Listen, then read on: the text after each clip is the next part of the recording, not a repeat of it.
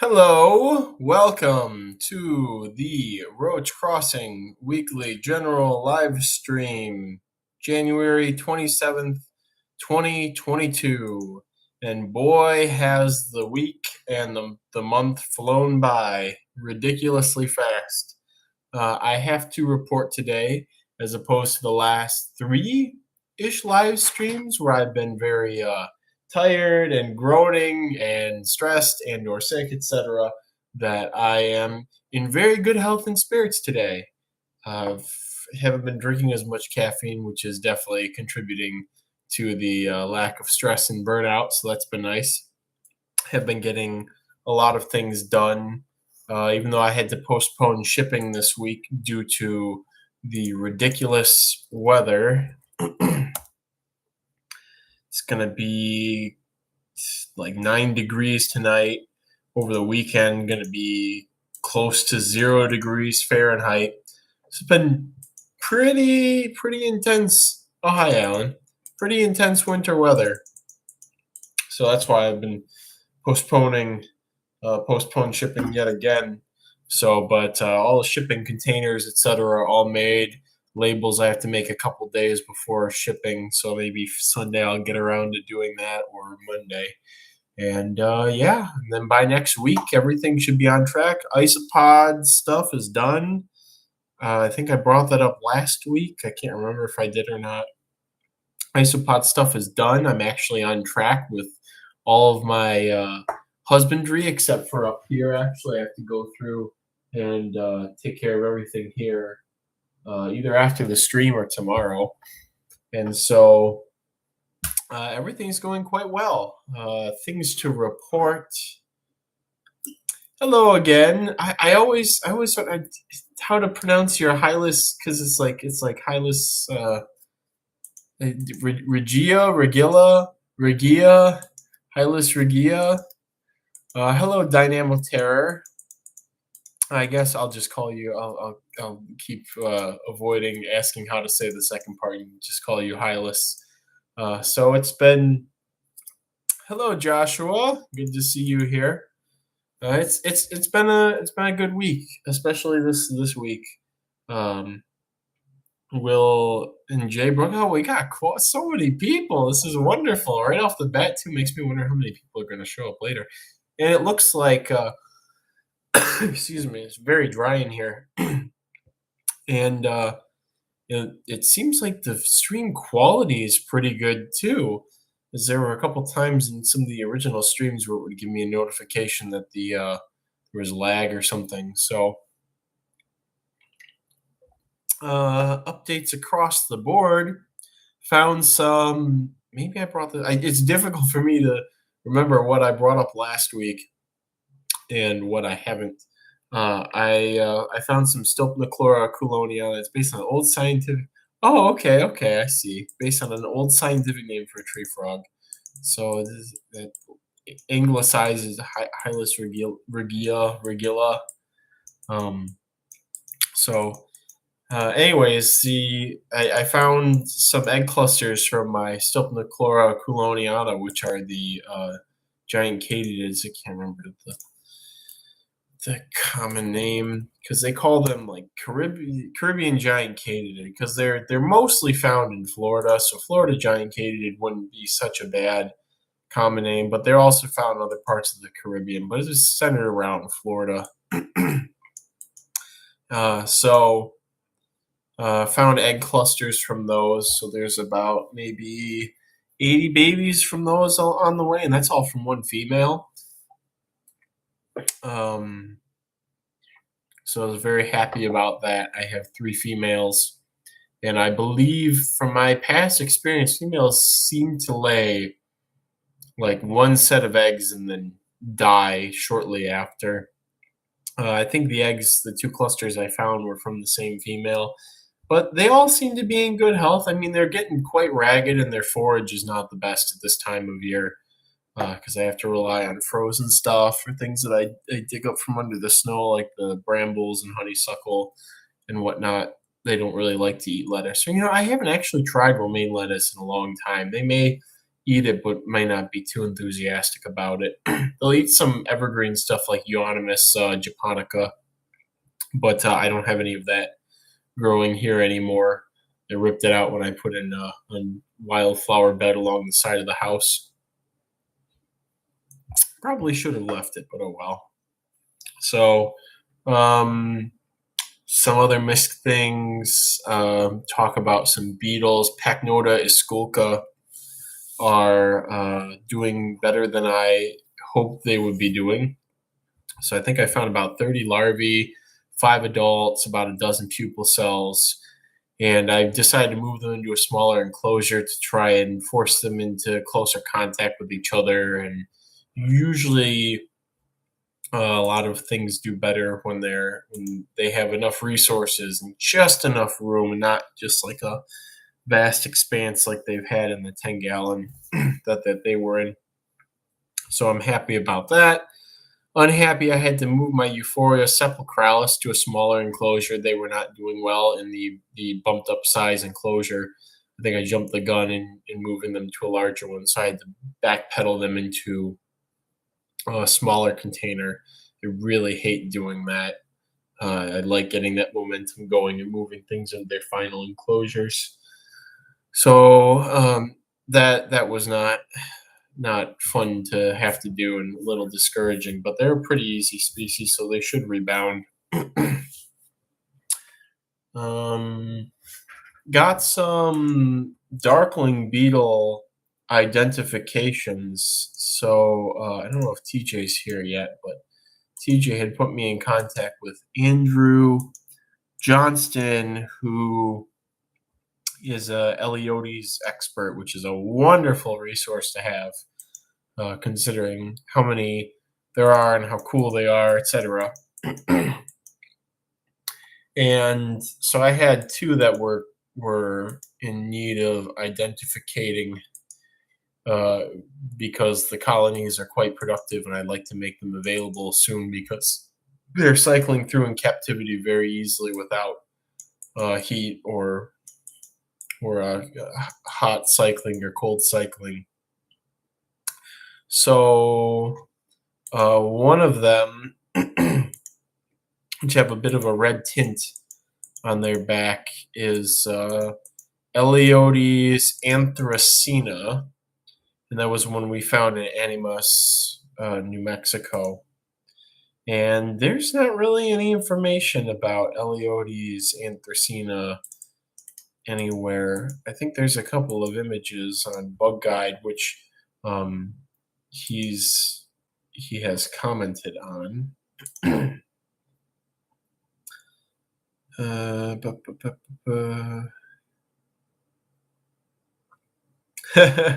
I'm seeing here that Andrew wrote the Amphidorini of Arizona keys and species accounts. Let's see if I can find the one where they have a little discussion about the identification. Should be one of these. Or not. I could have swore they had a whole discussion on one of these images about the identity.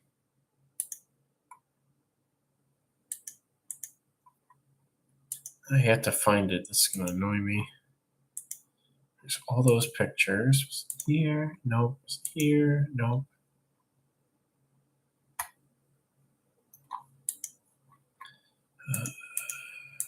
This is going to annoy me, so I have to figure it out.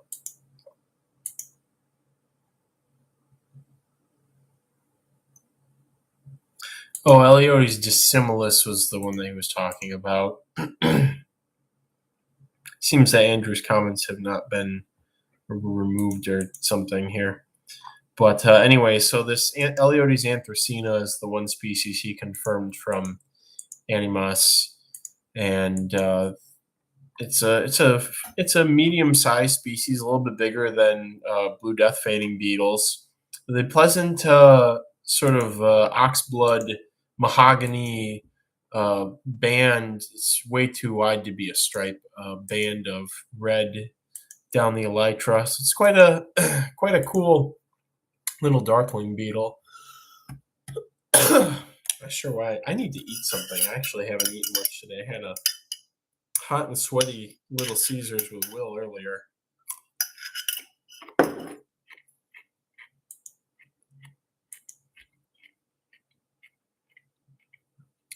So anyways, you all are going to see me do something very strange. I actually do. I like pickles a lot, and I will drink the juice in the pickle jar. So just some fun facts here while we discuss these Eleotes. So these Eleotes anthracena from Animas, we found under these volcanic rock remnants that are in like this really nice, like Mars looking, like reddish Mars looking sand in Animas, just outside of Rodeo, New Mexico. And it's a really cool place. And I have a Aaron Vega colony from there too. Please don't let those be grain mites. Thank God they're not grain mites. I think we're past the grain mite days in these. So I actually have to crack open all these Aaron Vega and give them a good thorough checking soon. You're not ready for that? I see a couple more people like the video after I drink the pickle juice. So, anyways, back to the Eleotes. The anthracena, the larvae are actually really cool compared to a lot of other Eleotes. Instead of being like very mealworm-esque colored, like that yellowish gold, they're actually more of like a black brown color, which is pretty cool. And so that was it's nice to have an idea of one of those. This other species, which I'm actually more interested in, which I'm really hoping he gets an ID back for, was found up at near Paradise in Arizona, which it's about 8,000 feet. It's the spot near a wash that we've been to every time we visited Arizona. It's a very beautiful place. A lot of neat plants, a lot of neat subalpine invertebrates up there. And so I was actually looking for cave crickets, and I actually found a small species up there, desiccated within a couple of days of changing elevation, which I was upset about, and I had no idea they could dry out that fast. All the other cave crickets I've collected have at least an ounce more dryness tolerance, but those mountain ones just dried out right away, so I was upset about that. But these Eleotes that I found under the pine bark up there did very well. They're a small Eleotes. I would even go so far as to say that they're tiny, and the adult size is roughly, it's like 20 millimeters, a little over 20 millimeters. Definitely not over an inch. Maybe some of them might hit an inch. So they're small species, or tiny of Eleotes. Hello, Michael Hare. Welcome. Just talking about the Eleotes that I'm having identified right now. And so they were up around 8,000 feet. I clambered up the hillside while Will was looking for pseudoscorpions with Ben in another area. He found quite a few up there, actually. It seems the subalpine environments are excellent for pseudoscorpions. So, but I collected, maybe it was like somewhere between 5 and 8 of these Eleotes from up near Paradise. Brought them back. Kind of silently gave them priority because I thought they were neat because they were small and they were subalpine, and who knows when somebody else will go up there to get more of them. And with the small Darklings, you're more likely to you can get away with a shallower substrate. More likely you can give them what they need to do a communal pupation setup and not have to pull larvae to get them to pupate. So I thought it was worth the time and effort to set them up properly when I got home, and so I did. And then I was very surprised to get a good crop of captive bred adults in a relatively short amount of time. I think they started popping up a month and a half ago. And so, so then the next question was, well, what are they? Because, I mean, Eleotes they're very well described, as evidenced by Andrew, having gone through and done those revisions and stuff. And the Beatles, people in their Beatles, man, they dissect the hello Samson. They dissect the most minute morphological differences and have all these specialized morphological terms. Be like, oh yeah, this is the only difference between these two is one patch of setae on the right, the four tibia or whatever, and it's like, okay, it's like there's characters that would be very variable in almost any other organism where you would expect some sort of a spectrum of expression. They have apparently determined to be very diagnostic for different species, and so Eleodes is very speciose genus. Without going into the subgenre, let me just pull up and see how many species there are estimated to be.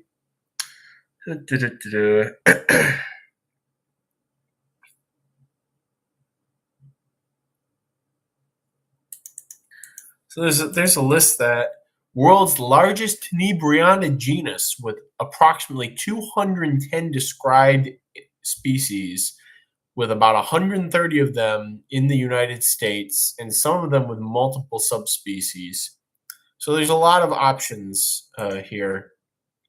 Ooh, that one's pretty. Eleodes veterator. Ooh, that's very pretty. Is it big though? It's like a flat, almost pie-dish beetle looking. That's cool.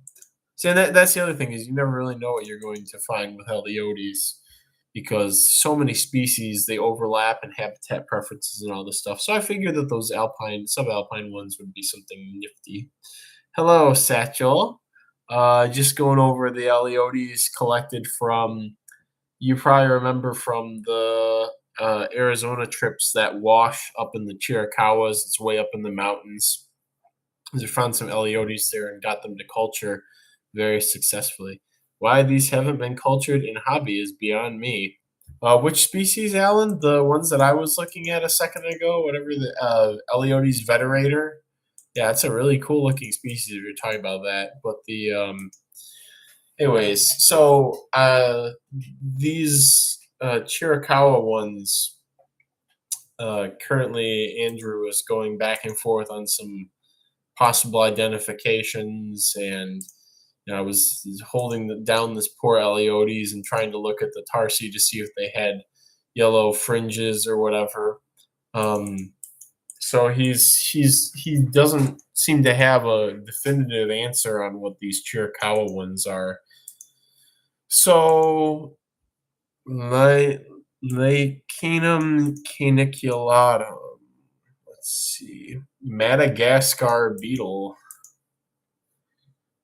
Oh, that's pretty cool. Is it a tenebrianid? Oh, found in Mobile, Alabama, introduced from Madagascar.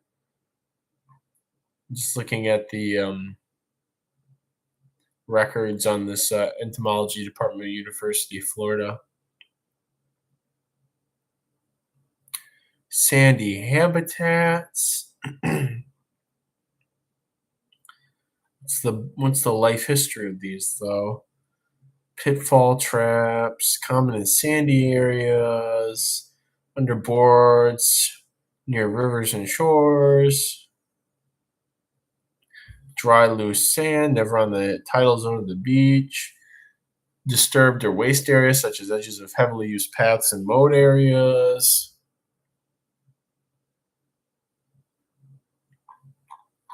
So it's a nifty little beetle, looks like. It's got a very pretty pattern. Seems like something you or Kai should probably collect, Alan, next time we go to Florida. Satchel says that it is interesting that some Eleodes species seem much more easy to culture than others just by being so similar, at least superficially. It seems like those Madagascar beetles, can be found just about anywhere in the southeast, from like Alabama to Florida, and sort of like sandy, beachy, waste zones underneath stuff. So, but yeah, I'm curious what has driven the speciation of all these Eleodes, because you can find anywhere like 3 to 7 species under the same dried up cactus in some places. So there must be some, either isolation of populations that drove this, or maybe niche specialization. Like that's almost certainly the case with these subalpine ones versus the lowland ones. But so, anyways, we'll see what these Chiricahua ones end up being. Andrew's got a lot of pictures. I've given him the extra information he asked for. Should have an answer tomorrow. I could hope that maybe it's a new species. That would be that would be very, very unexpected out of those. I mean, it is kind of an out of the way place, but at the same time, um, it's very easy access up in the Chiricahuas. Like, I mean, it's out in the middle of nowhere, and it's a drive to get there, and it's a pain to go and get gas and all that other stuff. But it's not like it's a 12-hour drive with no gas. And I mean, the more that I say this, the less appealing it's sounding to the average person. But having gone and done this several times, it's very like, oh yeah, that's very easy. You just have to get there, and you can camp wherever and blah blah blah. So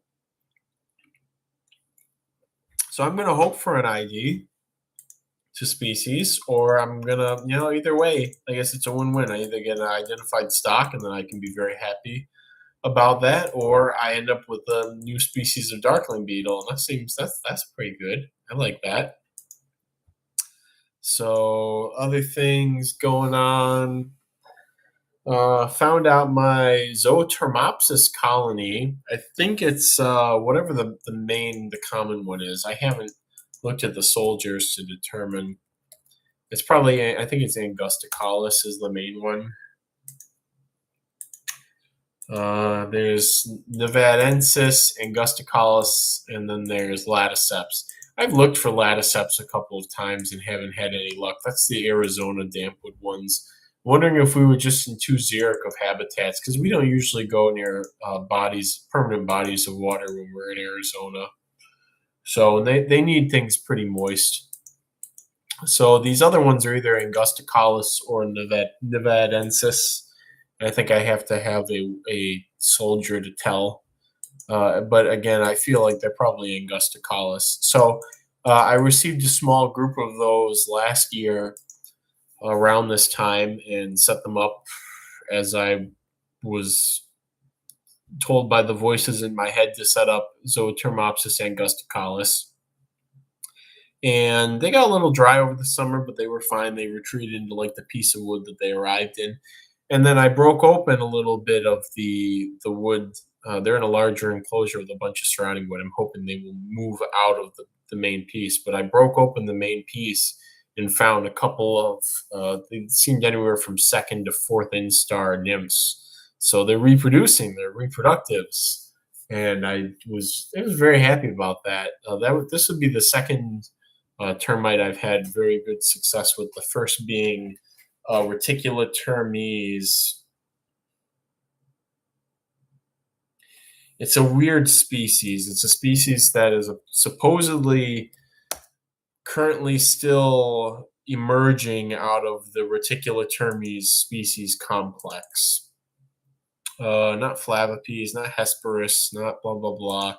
But it's a Western Great Lakes endemic that's been emerging just along the shores of Lake Michigan, and determining what these things were was a nightmare last year because of all these different descriptions and whatever for them, and how they're saying that they're like, they're emerging out of this other species, and there's like these certain markers that make them unique, but at the same time they still interbreed or whatever. Reticulatermes aerunicola. So I had a very good colony of those started from some workers I collected in 2018. And because I was keeping them primarily on sand with some wood buried in there. Hello, some eggs. I'm talking about termites, or aka squishy roaches, squishy bitey roaches in some cases. So I had a good colony going. They maybe up into like a couple hundred, and up until last year. And because I kept them on sand, sand dries out very quickly. Over the summer when I wasn't doing as much maintenance and I'm much more careful about watering, they actually dried out. And I was very upset about losing that colony because, I had started with so few and had so many and was actually actively trying to split it off to produce some colonies to hopefully sell. So now this summer, I have to go back to the location I collected those and get a new starter set and hope that I can find them because it's complete chance. I like lifted up a piece of cottonwood that was on cottonwood wood that was kind of sunk into the sand on a dune a little bit, and there were the couple of workers. So I like grabbed a whole handful of them and put them into the collecting container. So I'd really like to get a colony of those going again. I have a few colonies of miscellaneous things from Florida, and some of them seem to be just persisting. I have no way of seeing if they're reproducing or not.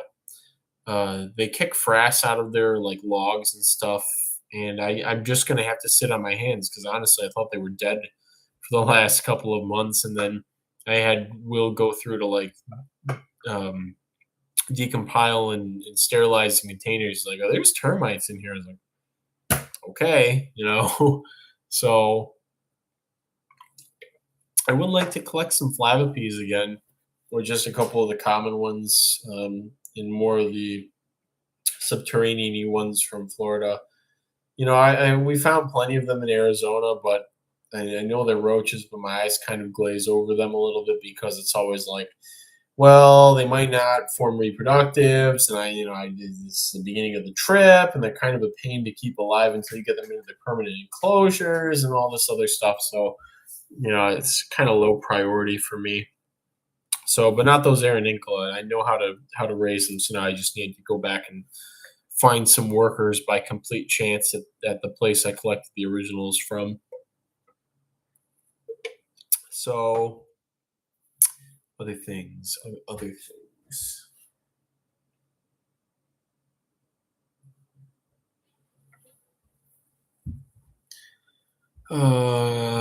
Should be adding some. I'm really gonna try and get some pages up on the site. It's always the delicate balancing act of staying on top of orders, staying on top of emails, and then actually putting things on the website.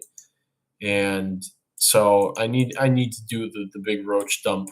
I actually opened up the Panacea today to try and grab some individuals for pictures, but a lot of them are they're the largest ones are probably L4, and I would really like to get some pictures of the of them when they get further on in instars because they have the nice little orange spot. I mean, they have it right now, but it's cooler to have like the bigger roaches, all the features, easier to photograph and all that stuff. Some eggs, some manted updates. Really not much going on in the manted department. Just a lot of feeding and taking care of things. I haven't gotten any new species and haven't had any hatches recently either. So things are just sort of going as they are there. I think I'll have a couple of Philovades Chlorophyia adults soon. I'll be pairing those. It's Sphodromantis, Kirsten and of course a bunch of ghosts. I have tons and tons of ghost mantids, so I'm gonna have to end up pairing those up pretty soon. So that's and orchids are on their way for gaining some size, and it's probably gonna be, I don't know, 4-ish months before I produce some more orchids in house.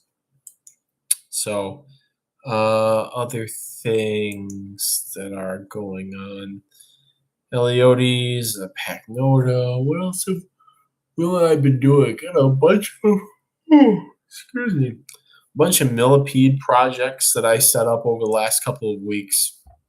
Being able to turn wood pellets into millipede food, into pretty much a lot of things food, has been indispensable. To not be limited by having to go out and collect rotting wood has been so good. So I think I'm at 4, 5,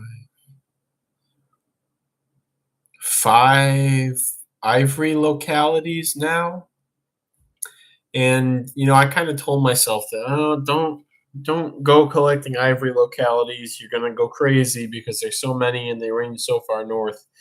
But there's so many of them are very distinct. So it's very difficult to draw lines because of the differences between all of them.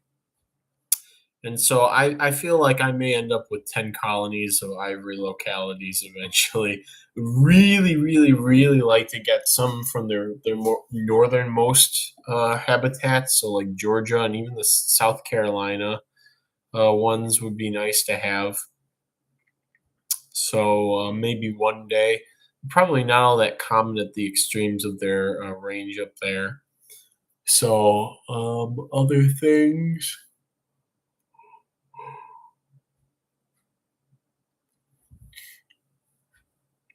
Yeah, 10 colonies of ivories would be a ton of millipedes, but I think I have maybe 20 species, 20 just strains or species of millipedes right now.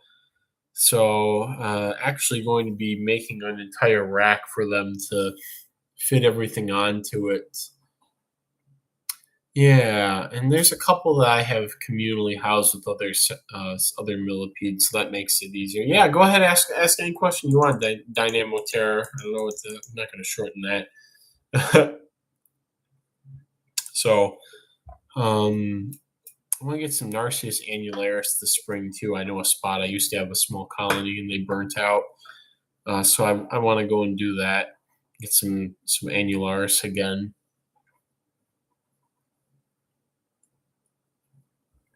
And hopefully Samson can find some males and females of his big local boys of his Americanus, because the ones from the Appalachians are huge, like compared to any of the other ones that I've ever seen. Do you know anything about Myrmecophilidae? Oh yeah, ant crickets. So myself and Will, and I think Alan has tried to keep them a couple of times. Nobody seems to have had success. Maybe TJ got eggs or large or nymphs. I'd have to ask him. I know that they seem like something that should be very easy to keep, and for some reason, nobody can really keep them for, I don't know, for whatever reason. Maybe they eat the ant. They actually eat like the ant larvae or like the ant exuvia or something like that. I've kept them alive and gotten them to molt a very long time, and uh, there was at one point where I had them in an enclosure in the basement, and I had a tapenoma colony living in my house. It finally burnt out last year. It would move between roach containers. I would find them every once in a while. I would find where the main nest was. They even have nuptial flights in February, pretty reliably. But anyway, so they burnt out. But before that, there was a time where the I put the ant crickets in the container. I think it was my big pine key millipede culture at the time, and I put 3 ant crickets that we collected in Arizona in there.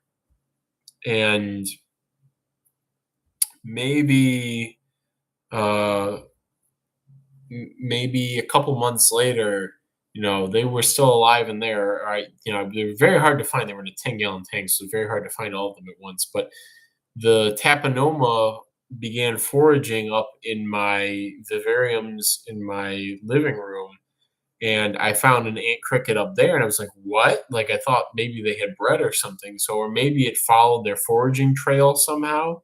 So, TJ, apparently Alan says TJ got nymphs. I don't know what species he got nymphs of, but they're so cool. They're just like they're like Compsodies, where it's just like they're this weird little, relatively nondescript insect. that a bunch of things have like converged on the morphology of, and they're really, really, really cool. So I would like to, yeah, every time I go to Arizona, I'll collect a group of them if I find them.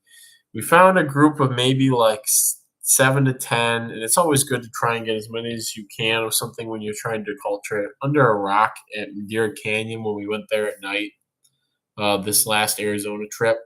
And for whatever reason, the aspirator, the pooter that Will gave me to use, when I sucked them up, they just all died. Like the impact from hitting the bottom of the vial or the temperature or something, they just all died. This is very distressful. But I will give them a try again.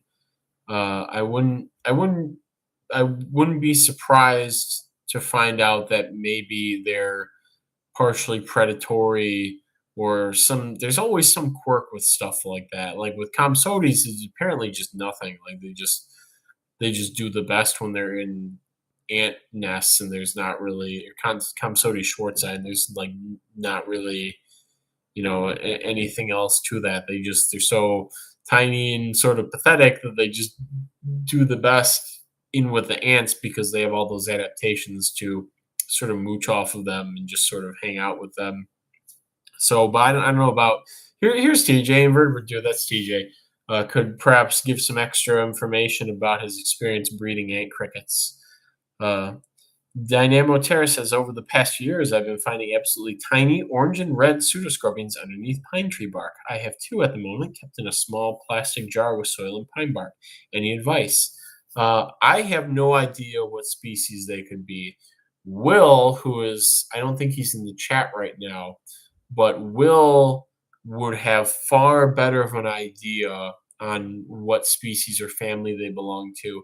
And Will would also be extremely interested in acquiring some from you because Will is our resident friend group pseudoscorpion expert. But they sound cool, especially if they're colorful enough for you to describe them as being orange and red. So, and yeah, Hylas, Will was quite enamored with ant crickets too, and he kind of gave up on the husbandry because we've all been hitting our various snags. Um, yeah, so TJ's sort of bringing everything up to speed here with how they're quite annoying. I I would I wonder if they would do well with a non vigorous or less assertive springtail species like the white ants, because I remember them being found with some of those in the ant nests. So I'm wondering if they would do well together, and maybe even the ant crickets would eat the exulia from the springtails or eat the springtails themselves or something. So, um, oh, actually, this, I don't know if I brought this up on a live stream before, but this is a great opportunity to. Um, uh, so when we went to Florida this year, and I've had this idea with certain roaches and inverts where a lot of small things do very well if they can eat like roach frass or millipede frass or whatever frass, especially springtails. But some of these ant commensals may do well with that, like the white ant springtails do pretty well that way. And so, because Will wanted to try some ant crickets and some ant commensal, silverfish, and other miscellaneous things like that, which are all over the place in Florida, we brought a 32-ounce deli cup with a 16-ounce deli cup nestled inside of it with a mesh bottom. The idea was that we could keep some roaches in the top and feed them a very rich food like dog food, and that this would provide a constant sort of trickle of fresh roach frass down into the lower layers. And so we had like all these pallid roaches crammed into this thing, forcing the dog food. They were not, they eat it, and then eventually they need other things in their diet, and they sort of start to perform poorly eating just the dog food. And so we called it Hell in 32 ounces because it was just going to be this force feeding chamber above the other container that was just going to be just a rain of just poop constantly. And so we called it Hell in 32 ounces, and that was like one of our one of our things. So we took that to Florida, and we we had at some point Will had just found a mishmash of these various ant commensals throwing into there, and we kept our Myrmecoblat and other stuff separate. And maybe we would have done better if we put it in there. But anyway, so we did that. And one of the things about Florida that we don't, and collecting in, I guess, places further south that we don't have to worry about in Michigan, is that if you leave your gear, you leave like containers outside for a couple of hours, even, there's so many different ants down there that within a couple hours, some sort of ant can find your containers, and they'll lay down the pheromone trail, and you'll just have all these ants that will be going into your cups and killing your bugs and all this other stuff. And we had so much stuff collected at that point. I had like 3 boxes of stuff that I had set aside and whatever. Um, so one morning in Key Largo, we go to check on our things, and there's just all these trails of ants. Or they're big-headed ants or something like that. I can't remember exactly what they were. Will or Alan might. And they had began to invade all of our stuff. So we had to go through, get the ants out, move all the boxes, switch the pheromone trails, switch the trails off, and all this stuff. And look in the 32 in Hell in 32 ounces. And there were just so many ants that had crawled in through the top somehow and were unable to get out. So, and at that density, and with just a mishmash of the ant commensals, they haven't been able to like snag the pheromones from the ants. They're probably not adapted. A lot of them weren't adapted to living with that type of ant. So there's a good portion of those that were getting slaughtered in the bottom from the ant invasion. And of course, the roaches were being, eviscerated as well and being torn to shreds and carried out of the containers. And so it really, truly became Hell in 32 ounces. It was funny.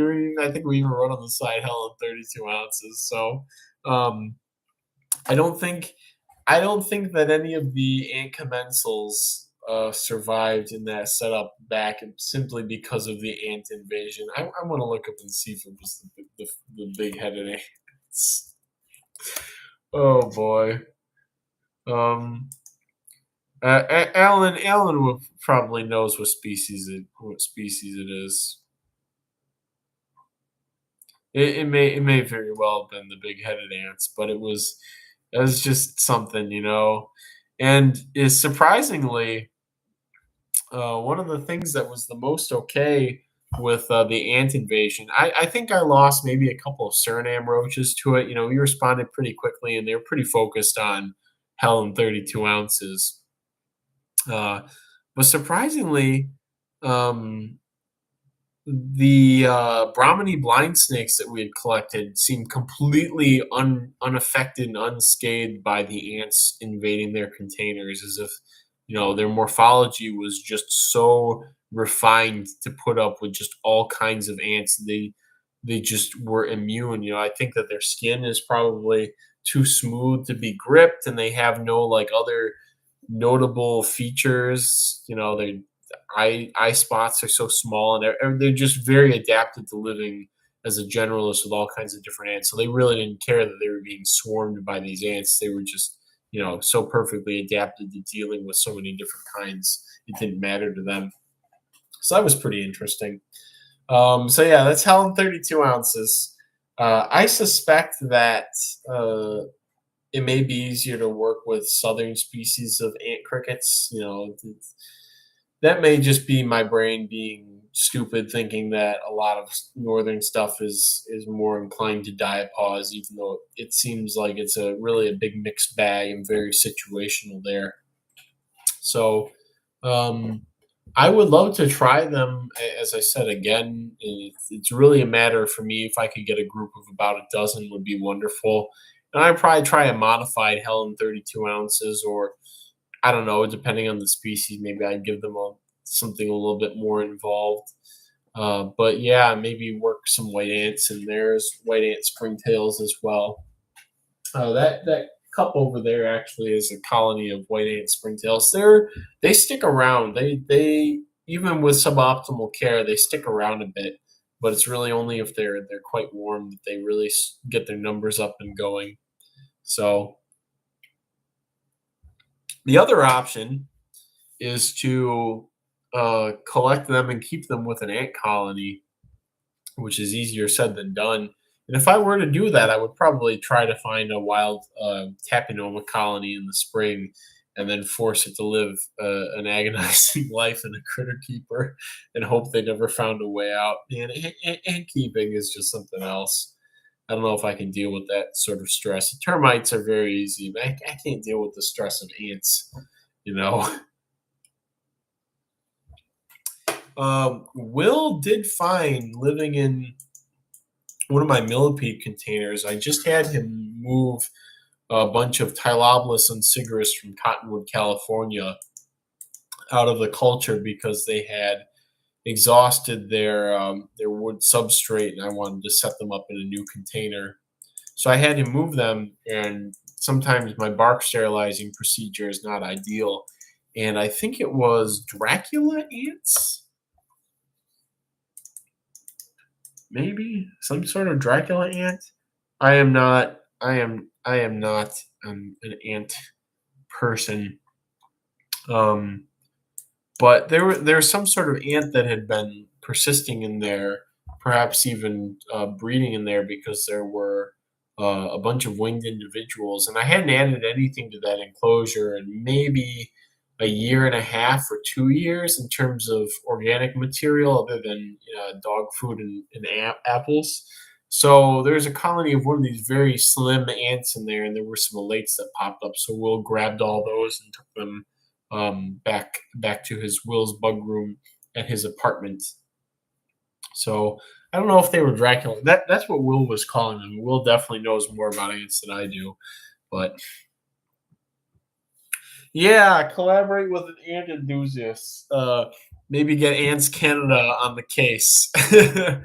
But I mean, the roaches that are ant commensals don't seem to necessarily need the ants. So I don't know. At least Compsodi Schwartzii. We don't know about Myrmeca blada or not.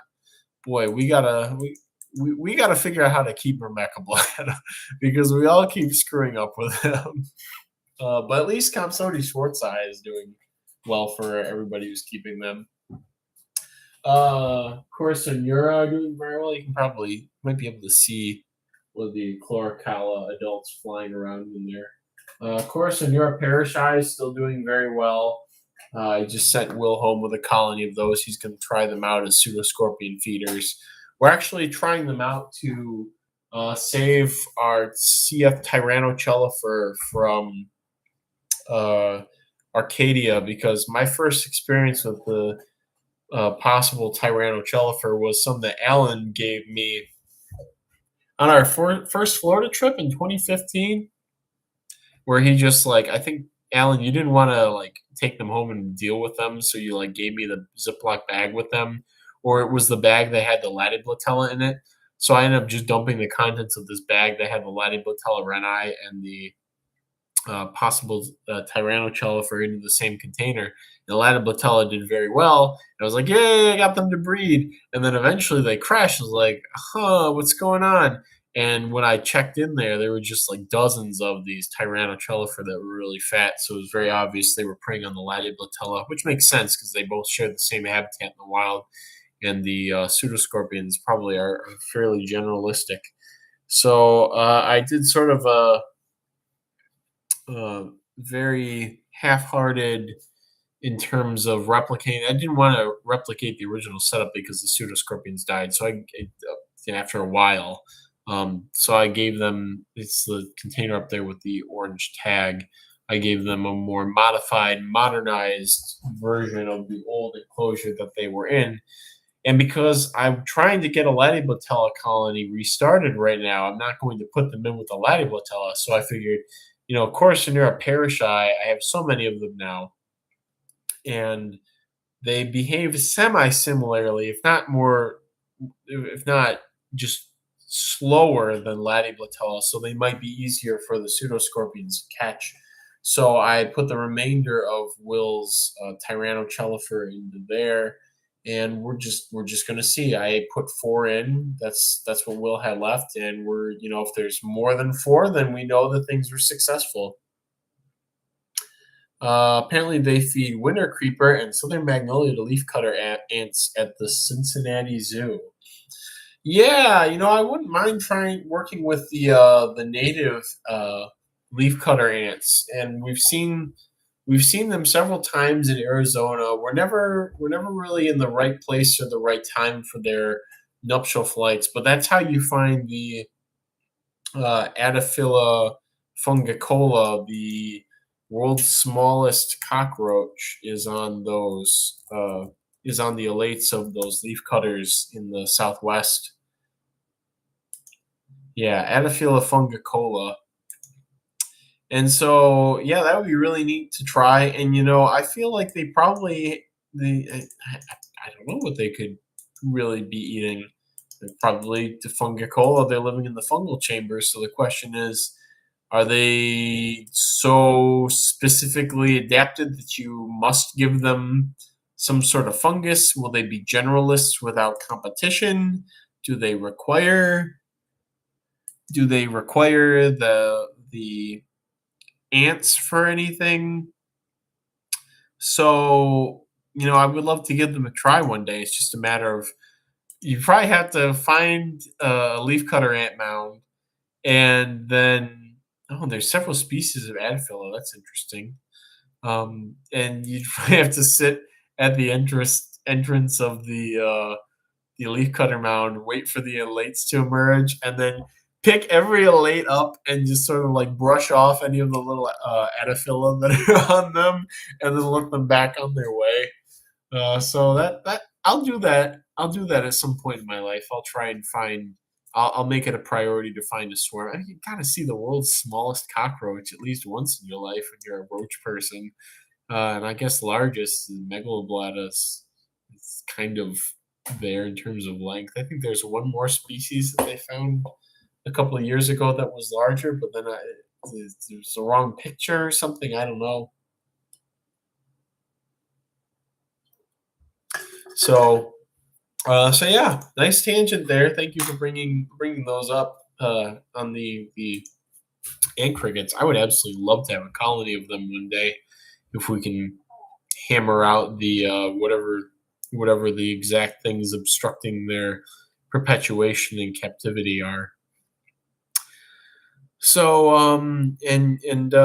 yeah, going back to Dynamoterror on the pseudoscorpions, I will put a link to his website in the chat right now.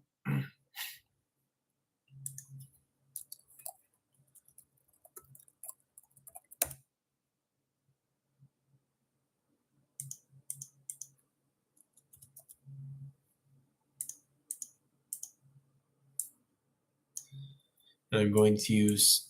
I have to allow him to flex because he and I made a big deal about this. He was able to get pseudoscorpion. Pseudoscorpion.com is his domain, which redirects you to his. He wanted to make sure. I encouraged him to get pseudoscorpion.com so that he could be the pseudoscorpion guy. But the domain that he likes to use because it makes him feel comfy cozy is Will's Bug Room. So pseudoscorpion.com, that's Will. Dynamoterror, if you want to get in touch with Will about identifying the pseudoscorpions and sending him specimens, if he may be interested in swapping or purchasing them from you because he's the pseudoscorpion guy. So Megaloblata blabberoides are still the longest roach species, yes, and still another roach species that I long to acquire. And who knows if that will ever happen in my lifetime? But I mean, I guess I've got at least another 50 years. Who knows how long of that will be time that I can actively spend searching for new species? But at least the next 30, I would think. So. Mirabletta Mirabletta bai was described. Some news articles saying it was the new longest species or something, but that was completely false. Yeah, that's what I remember. And they had that picture of it. I think they said that from it was something like 4.5 inches long or something like that. And then I eventually looked at the publication. It was not. It was not. So somewhere somebody hyped something up for no good reason. Dynamo Terror. The website that I just linked you to, pseudoscorpion.com, is Will's website. It'll forward you to Will's bug room. If you contact him, however, he has that on his website, he will be more than happy to help you identify them, and he would probably be interested in trading or buying some of them from you for his own work. So, and that goes for anybody else. Pseudoscorpions and pantry pests and things like that, those are all up Will's alley. It's very much so Will's thing. And I've started to share his love of pantry pests as of lately, and my pantry pest collection has been growing. And it's fun. It's fun to be able to go out to the dollar store, sorry, the $1.25 store, and buy some supplies and be able to keep a bunch of different bugs and propagate that. And if you get about 10 species, you've got more than many universities have on hand. So, various grade pests. Whew. Lots of talking.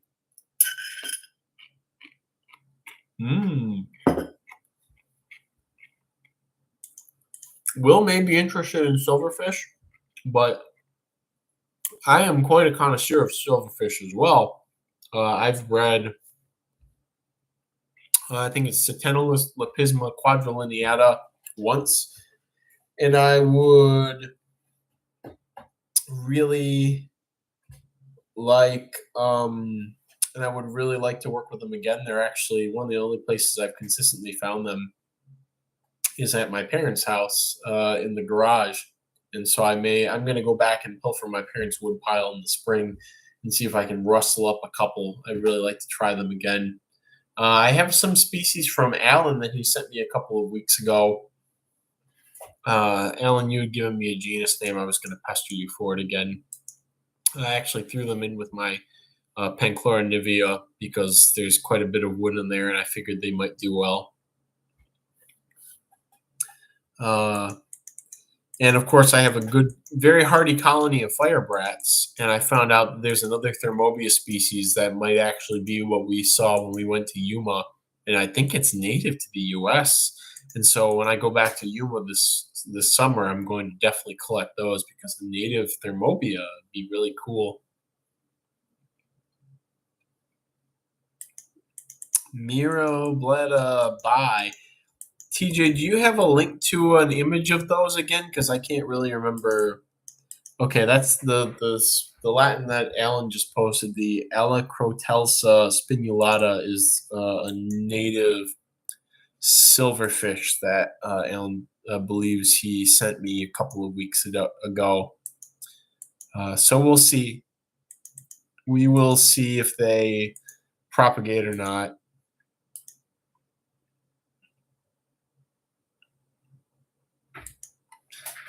So, and I had some large silverfish that Alan gave me from Big Pine Key after his collecting trip last. Geez, I can't remember what it was. Whenever you went and collected those very large silverfish, Alan, and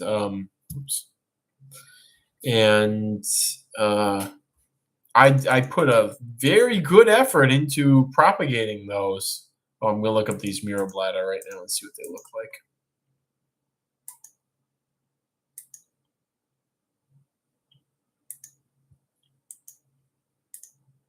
Oh wow, yeah. That's a weird roach. That's an epilamprine. It's a freaking weird roach. Jeez. That's a weird roach. How did they even determine they were an epilamprine? Was it the genitalia, or did they do genetic work?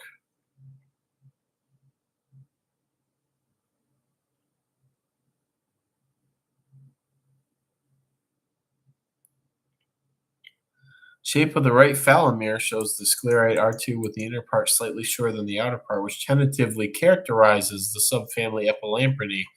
Okay, so they didn't really for sure say, "Oh, the subgenital plate looks epilamprine." What a weird roach.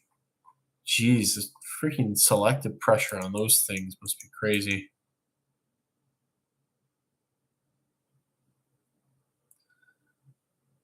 Only secondarily occurring in caves. Very, very interesting. Yeah, those would be cool to get. What would be um very, very, very, very, very cool would be some Aspiducus or Hemiblabra from Puerto Rico. Uh, and we all, at least some of the more top tier roach enthusiasts here, know somebody who will be going to Puerto Rico in the very near future. So, um, so yeah, I was mumbling on about the silverfish that Alan had sent me, the larger ones. I put a lot of effort into setting them up and thinking. Yeah, they were huge. They were like over an inch long, and longer than that, with their antennae and the little filaments in the end of their body. They were very large, and I gave them a very good effort rearing them and put them in what I believed would be an ideal setup, and couldn't get any reproduction out of them. And so, that was very disheartening to basically be at the end of my wits trying to culture something and not have any luck. With roaches, usually I can look at something and be like, "Oh, this is why I screwed up. Oh, I didn't do this. Oh, why didn't I do this? I was stupid." But with these larger silverfish, I was just like, "I think I did everything right. Why didn't I get anything out of this?" So, so yeah, that was my experience with those large. And maybe I'll give them a try again, but it's very disheartening when you don't really have an idea of what direction to go in.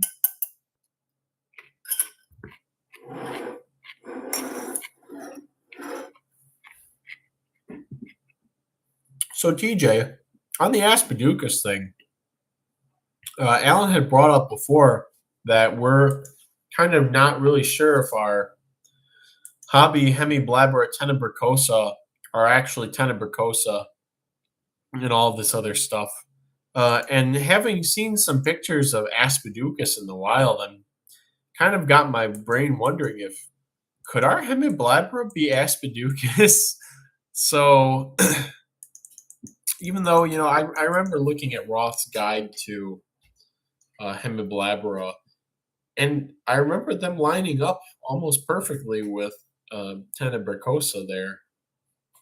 But I really think from the pictures I saw of Aspiducus, the Hemiblabra and Aspiducus are sister genera, and that maybe somebody might get a bug up their butt one day with grad work or something to combine the two of them.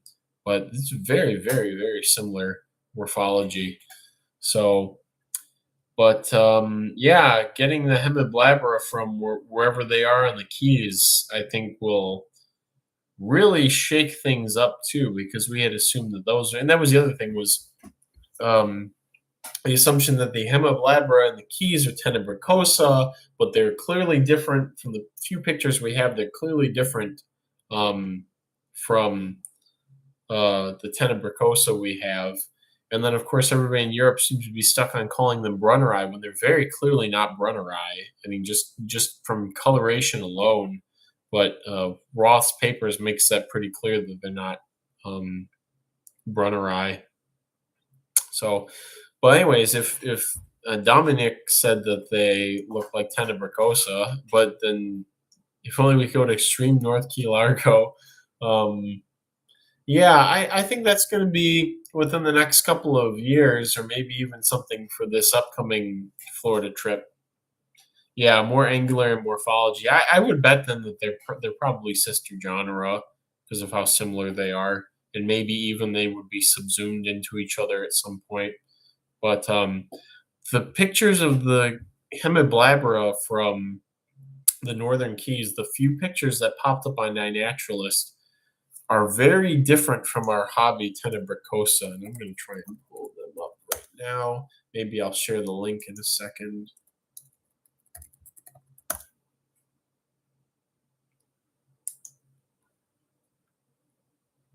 Oh, that's a beautiful roach. That's a beautiful roach. Where's that? Cat Island? East of the Bahamas? That's beautiful. That's a beautiful. Cause look at this thing. I'm gonna share the iNaturalist record here, so we can all look at this thing. At this Hemiblabra from the Northern Keys. Look at how unique this is. And I'm curious if maybe they were very quickly, shoved into the same family as or shoved into the same species as Tenebricosa on just some rash assumptions, because it's very different, which also poses some interesting questions, because we had assumed that Hemiblabra tenebricosa, this hobby strain, was perfectly legal descended to Florida. And now if we find out that the Florida ones are perhaps a new species or some other entity, what does that say as to the fate of the Hemiblabra tenebricosa colonies that are in Florida? I mean, if the letter of the law says tenebricosa, and even if tenebricosa is not native or found in Florida, then that should make all of the colonies that are there in private collections fine. But it just raises so many different questions. So yeah, that's a target for the near future, is collecting those Hemiblabra from Florida and seeing what's going on there. So yeah, somehow it's definitely on the docket. Perhaps even for my upcoming summer Florida trip, because right now I'm just sort of flailing around thinking about, like, oh well, if my Aeronavega, depending on which colonies of Floridensis are doing well or doing poorly, maybe I'll have to go collect more of those. The only thing I really know I want to do is collect the go to Torreya and screw around there for a day or two. Go to Ocala to catch some of the Dynastes Tidius there, and Alan, you had told me the Euphoria spot, wherever that was. How do you get to that key? Is there a ferry? Yes, there is a ferry there. It might be able to get access another way via boat or with researchers or something like that. So, but that needs to be investigated. Seems like there are many roach mysteries out in the wilds of Florida, as we have found out with all these Eulastoblata species that seem to be there.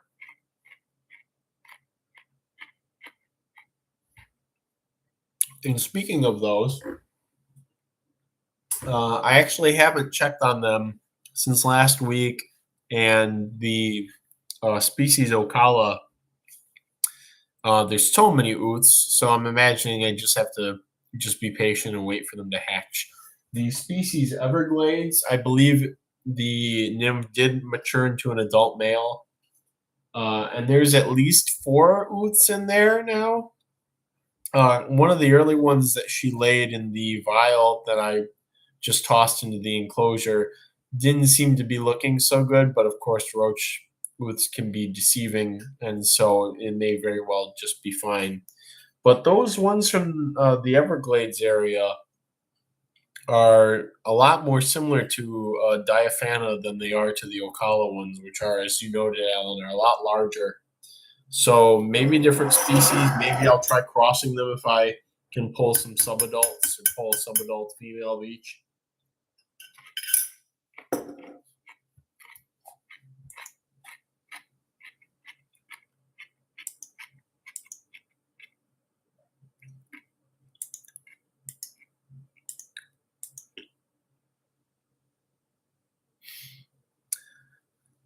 see anything else going on.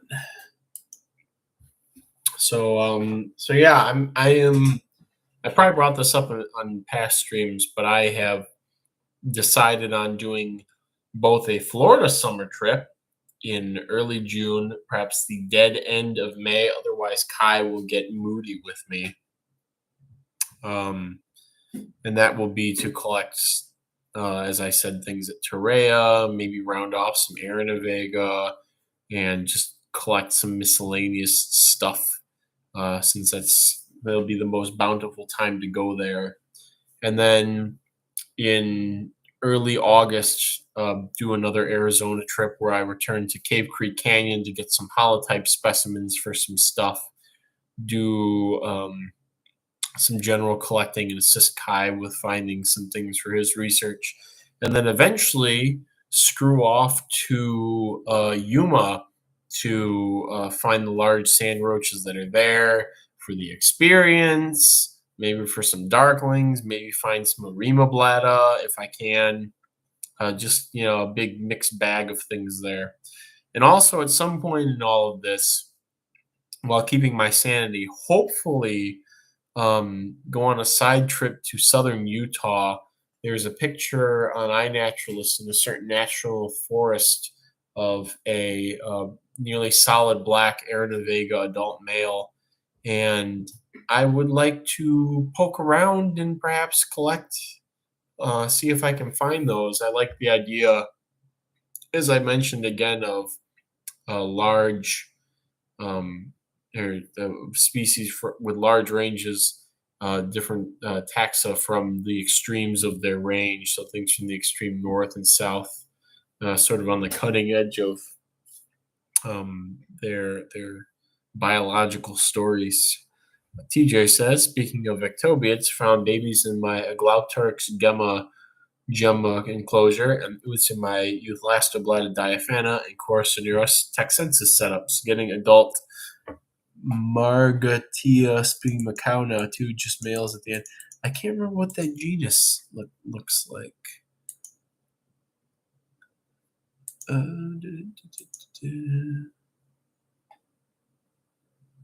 Oh, it is another one of these ectobids that has converged or retained most of its morphology, making it look like pretty much everything. Find Aranavega darwini in Yuma, Arizona. They probably actually represent new genus. Adult males look so odd for Aranavega and only have one tarsal claw on each foot. So the Aranavega that we found the last time I was there, and this is probably my brain. I'm going to try not to misremember any details, but they were very large, almost Polyphaga aegyptiaca sized. From what I remember, and I don't remember many other details other than that, other than the female being sort of an overall red. But they were very large for Aranavega, more Aranavega booleana sized. So that's what I'm really hoping to find when I go out there, along with everything else that can be found there. So I have Coracinura texensis maturing, and I think I've been keeping Alan up to date on that, but I had adults pretty quickly, and I think I saw a dead one. I have to do a more thorough check on them. I basically just water them daily. And I think I saw a dead adult, but it could be an adult male, and they don't seem to live that long.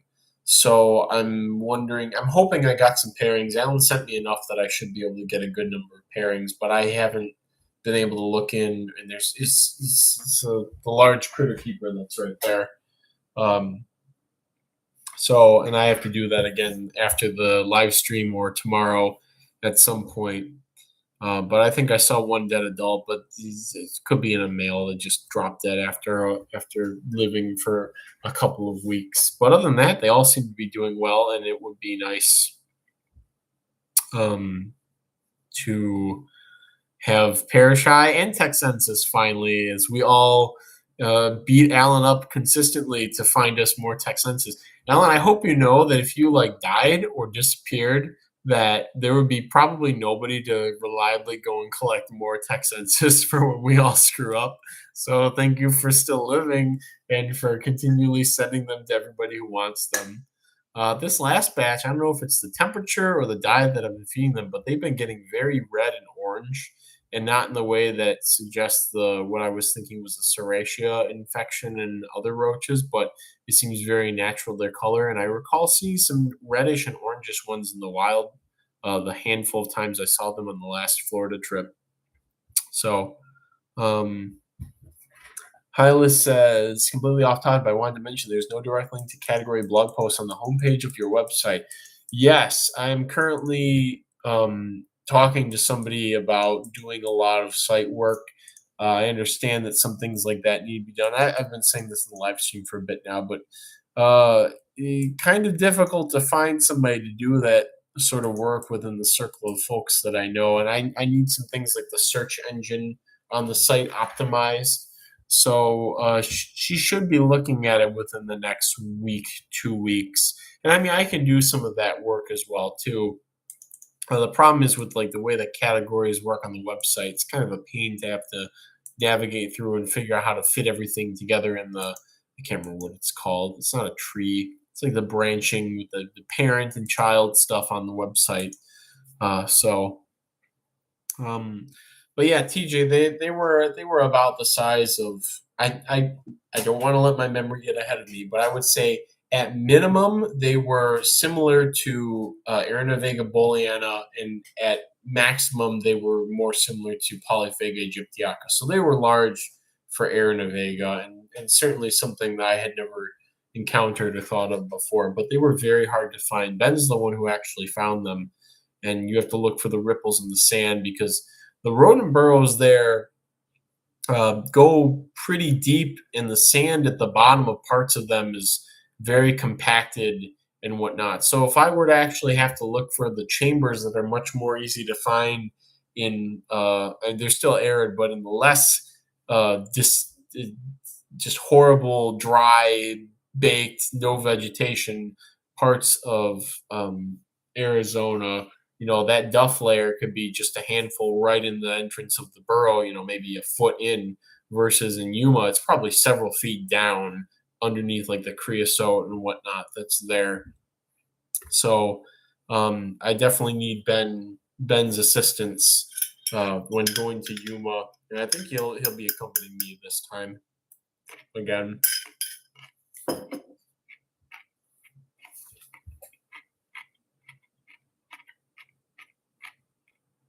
And Alan had brought up it's probably a good place to find a Rima bladder. And I would agree, and I do, of course, do a little bit of sand sifting and whatnot. The time that I did a little sand sifting and whatnot. Didn't really realize that Rima bladder was in the realm of possibilities. But there's some place along the solar farm where they put in an erosion control blanket or there's something that they bury that it's like straw wrapped in plastic for whatever reason. And when the sand accumulates on top of that, it gets colonized by a bunch of termites. And so I had, while digging up in those dry areas, I would have been keeping an eye out for Aeronavega and don't remember found some other cool things though, like some Asbolus larvae. And I remember watching a sulfugid actually. It ran over this little spot on the sand and it started digging. And I was like, what's it doing? It's like, this is one of those situations where you have this very specific behavior in a very specific situation where you can't just be like, it's not like something where, if you're watching a bird, it's hopping from branch to branch and you can sit there and think like, oh, maybe it's surveying, or oh, maybe it's like looking for something, or oh, maybe it's like getting ready to call, or there's a bunch of different possibilities with this sort of generalized behavior. It's like with the sulfugid, it's very specific what was going on here. And it's like, what is it doing, And it's like 95 degrees out. The sun's been set for like 2 hours or whatever. So it's like, and this is a desert creature, in this inhospitable place. So this has a definitive purpose, what it's doing. And so I sat there and kept watching it. It kept digging further into the sand, and eventually it stuck its chelicerae down in, and it pulled up a termite. So it was somehow by some sensory apparatus was able to determine under about an inch of sand that there were termites in the spot. I don't know if it smelled them or if it could feel vibrations from them moving around or doing their little alarm drumming or whatever. But it was able to dig into the sand and grab a termite and pull it up and eat it. It was very fascinating. It's just like, whoa, it's like the Discovery Channel or something. So TJ says, that's cool. Hope you can find some neat species down there. Really hoping to greatly expand my Aranavega collection this year, if possible. Want to get as many species of strains as I can. Well, I will hopefully be able to assist with that. I have to go through and do a thorough check on all of my strains. But I know a couple. I did find some babies in a couple of them. I may have brought it up on a past live stream. Maybe even next week I'll go through and give an individual container update, because I think after I get past shipping day next week, I'll have a good amount of not spare time really, but like sort of time where I can go in and do some deep dives and more fulfilling deep dives into some of the cultures that are up here, to do a good check on their husbandry and tweak things that may need to be adjusted in that sort of more intimate way.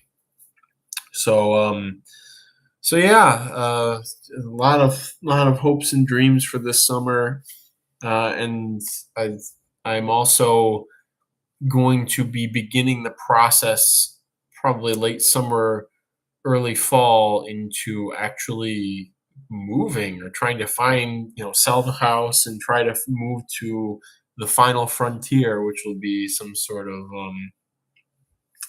more rural place where I can throw up a large building to move all the bugs into, and really lay some roots down for the rest of my life. So that's coming up too. And yeah, real air and Avega time.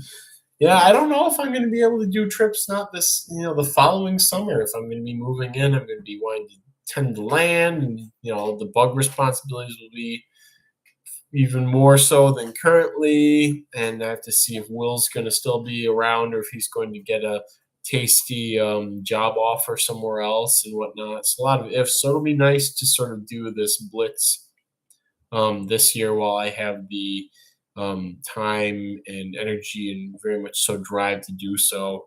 I really need to get to Cave Creek Canyon for a dozen reasons. And it's a lot easier to go to one or two places and sort of set up shop and relax for a couple of days, instead of doing the blitz like Will and I did, or past trips. So there's a lot more moving around trying to optimize everything. Come to North Carolina. That's where we're all going. Me and Brandon Maines at the least. I have considered the Carolinas because of their milder climate. The problem is that I have a very eclectic knowledge of the ecology of Michigan ecosystems, and so to be able to get into goats and free range poultry and possibly cows and whatnot in the future, like I want to do, that a lot of that knowledge cannot be moved out of the Great Lakes region. It doesn't necessarily apply to the coastal range with respect to pests and plant choices and soil types and local ecologies and blah, blah, blah. Imagine culturing Aranavega when you can culture Chad Parkablatt instead, or Alan. You could raise both of them, as I have been doing, and as I am also taking a trip down to see Alan in March, almost exclusively to collect Parkablatt. Although I'm also giving the talk on commercial entomology at Auburn, if Dr. Apple gets back to me, and then apparently we're all going to coordinate on some sort of research something. So that's something else. I can't say I'm looking forward to the 16-hour drive from Michigan to Alabama and back, but hey, I got to do it. Homesteading, bug collecting, culturing, and native plant growing, literally my dream life. Yeah, Satchel, I like the Dynamo Terra. It's in the air when I will be giving this talk at Auburn. Uh, I think we talked about the last weekend in March. It's very much so up in the air and dependent on both my schedule and Alan's. Since and yeah, Alan says, I guess we'll go see Satchel. Satchel, it'll be great to see you again. It's been a while, been a hot minute. Um, but yeah, it's sometime in late March currently, not the last weekend because Alan may be going on a research trip out of the continental states during that time. But gotta be the first weekend of March or second or third. It can't be the second for me because I have the expo here that I need to do. So it seems like it'll probably land on being the third in March. And I have to figure out exactly what days because I have to do the logistics of driving down and also having a good day to go out and collect or a good period of time because is really the main reason why I'd be going down there and being compensated to do the talk and whatever will just be the icing on the cake and further justification. But most importantly, it's so that I can be dragged out, or rather, I can drag Alan out and go and collect a bunch of these Parkoblatta species so I can just get them started with one big gush of wild caught individuals and then have them perpetuate and keep going because of the Lee effect and all those other crazy sciencey things that may or may not apply. so, so yeah, I'm going out to collect probably Parkoblatta lata, Parkoblatta divisa, and then whatever else, maybe Virginica, etc. Still waiting for those caudali to do something, Alan. They're in with my Baltinoculata still, and I hate the lack of like certainty with some species, like whether or not you're gonna get the next generation, and whether or not you need to cool them, or whether or not you need to do something. I don't like it. Oh, that's unfortunate, Dynamo Terror. Perhaps if you're in Alabama, maybe you could even meet up with us and we go to the Parkoblatta collecting. Have to coordinate that closer to the date. So, but yeah, I gotta get my Parkoblatta fix, and I had most of the species doing well at some point in my parents. And then it's a matter of teasing out. Well, was it because of how hot and dry it was all winter? Was that why they didn't do so well? Or was it because of how cool and moist it was during the summer? Was it the change that would happen in the bug room at that time?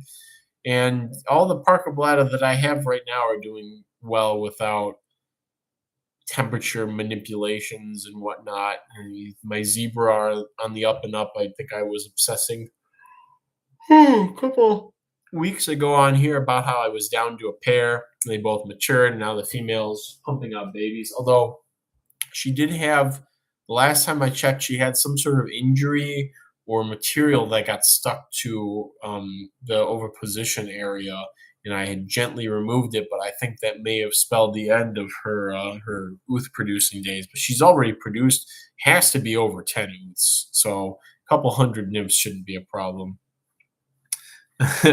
um, Find Plectoptera picta in Alabama since Alan can't. Oh my gosh, I think Plectoptera picta is probably going to be like our Corsinera paraschi, at least until we find good reliable localities where it's just going to be a bunch of frustration and gnashing of the teeth until we can get like 5 individuals from somewhere that's not going to take 20 hours or something to collect. But it'll be worth it. And hey, I mean, Alan did find the 7 or so paraschi that kicked off the hundreds that are now in culture. And yeah, Plectoptera poii. Yeah, TJ, when you have more poii, I've told you this before, but I want, when fairer weather returns, I want like a group of 12 subadults, and I will treat them very gingerly. But I think that perhaps the time of year, the temperature, and the size of the ones that were sent before, they just didn't seem to do too well. the pseudo, the other stuff that was larger just by virtue of the species did better, like the pseudophorasphus and whatnot. So and TJ, did you have Pseudoglomerus tarsalis? Ty sent me a couple. I think I talked about it last time, but I would love to add a couple of more. Kyle, you can collect them on your Florida trip. I will look for Plectoptera. I will look for them, and I have a couple of people who are looking for Plectoptera picta, but it just seems that the range is so big and sporadic. It's just like you could pick anywhere on the map there, and are there INAT records for them?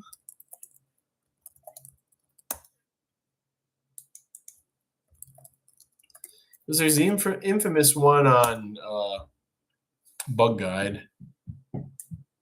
No, not Plectoptera. Plebeian. Quite a few records on Bug Guide. It might not be in the U.S. though.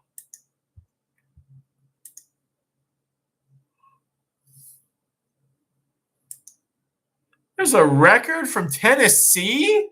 What? Holy crap!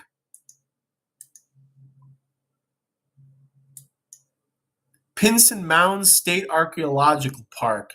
Are you kidding me? Oh, and TJ, you already commented on this. And you've already pestered them for samples. Excellent, excellent. Yeah, it seems like you could be pretty much anywhere across their gigantic, massive range. You just have to be in the right place at the right time. And then if you find one, you probably have to burn that place to the ground to be able to find a couple more of them. And just make that your goal for that time period. Oh, what a cute roach! I'm gonna say this. I like them more than Poii, and of course I can't say that because we have Poii in culture in some sense, but we don't have Picta. So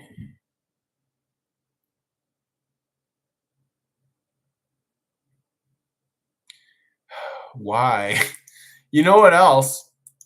This kind of reminds me of the frustration. My name said, if I can save, if I can save my Plectoptera poii this generation, looking really leafy. Definitely not sending any away for a generation or two. My name said a high die-off when they got larger. I do have P-Tar's house, but they haven't bred yet. Alan lost all of his Plectoptera poii. Do we know habitat preference? It's a neotropical species. It seems like they can just be found in any sort of like grasslandy areas, probably with scattered brush.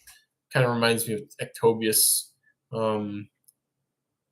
similar to Ectobius habitat. Speaking of Ectobius, we have like 4 species in the U.S. I only ever find Ectobius pallidus in Michigan, but New York has like 4 species, including pallidus. I don't get this. Somebody, if anybody here is from New York, like not upstate New York, because I recently found out that actually refers to like the coastal New York area, and I'm gonna double check this before I sound like an idiot. Upstate New York, because I was surprised to find this backwards backwards reference. Geographic regions of New York. This is not helpful. Consisting of the portion of New York State lying north of the New York City metropolitan area. Okay, so I did get backwards.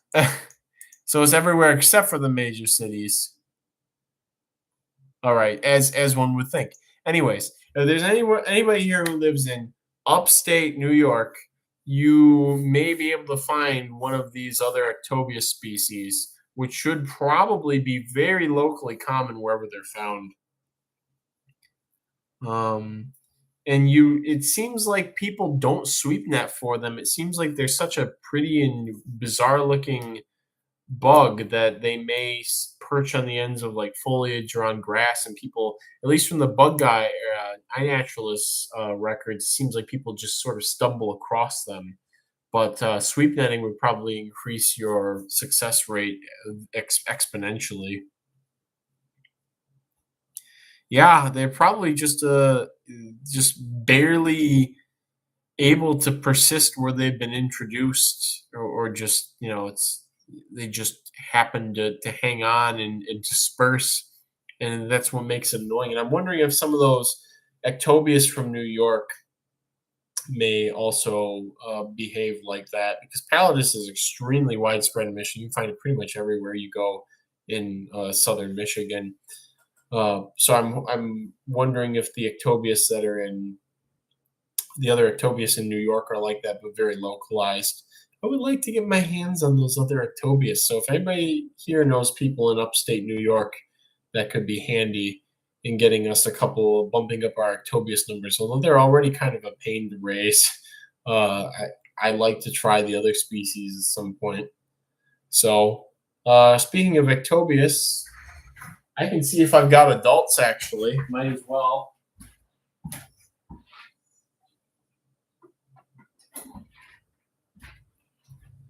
So October 25th is the date that they went into the fridge. Oh, an adult male right there. Okay. Maybe see it right there. So they went into the fridge on October 25th. I took them out, I think, on Christmas Day or the day before, the day after.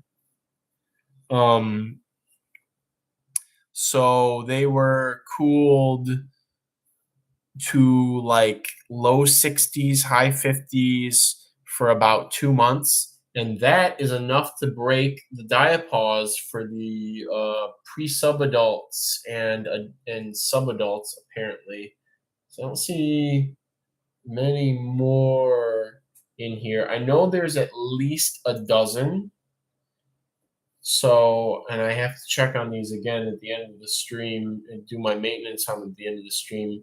There's a subadult individual over here, another subadult here, but that male, he scurried off already. But there is an adult male, so that gives us 2 months, 2 months of diapause in the low 60s, high 50s. High 50s is probably better, probably colder if you can get them to it, is enough to break the diapause on Ectobius pallidus pre-subadults or subadults, which is of use for those of us who want to propagate another small, rather write-offable cockroach. Although, the challenge certainly makes it quite interesting. And, they're so common outside, especially in my yard. I mean, I brought in females on plants that I brought in to overwinter and had eggs hatch. And obviously nothing ever became of that. The house gets too dry and whatever. But they're just so common. I mean, I find at least like 15 of them that get into my house over the summer just of natural reasons. They're all over the leaf litter, etc. If somebody paid me $1 million to go catch a wild caught one right now, I probably could do it. I'd just dig around with the leaves near the foundation in the backyard. Oh, hello, Russian bot. Good to see you again. So yeah. So now it's just a question of whether or not this setup in a dry winter house will be able to get a good hatch out of them, as I did in this enclosure during the summertime when it was warm. Well, it's warmer in here than it was in the summer, but it's definitely not as humid. So we'll see. And I do spray them lightly every day. I do a very half-hearted spray of a lot of these containers in here, where I would just make sure some water enters the container in case one of them needs to drink. Just joined. What are y'all wanting to do with light traps? I am curious to see your light trap, Kai. And if we go in my yard when it's Lucanus placidus season and we don't catch a couple thousand Lucanus placidus on those special days, I'm going to be quite upset with you. So,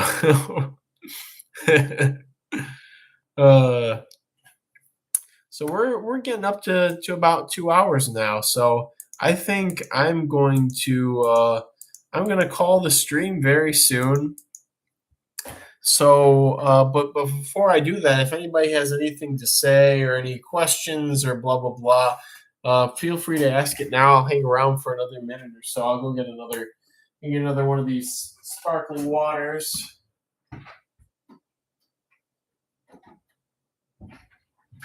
Hi, Victor.